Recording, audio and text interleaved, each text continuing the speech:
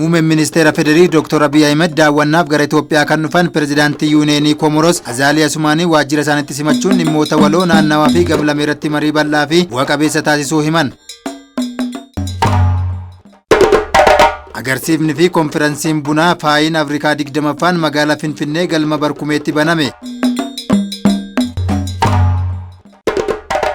Yaa'iin uraagaa baalli kennuuf ardaa irra turerraa godaanee ardaa jilaamee bokkoo qubachuu isaa abbaan gadaa harmuu fajiloo maannoo himan.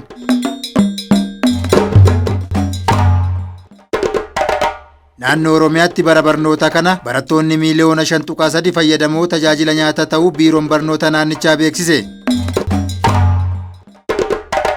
Naannoo Benishaangul Gumuz hambaaleen injifannoo Adawaan waliin hidhata qaban garaagaraa bulchiinsa magaalaa Finfinneef gumaache.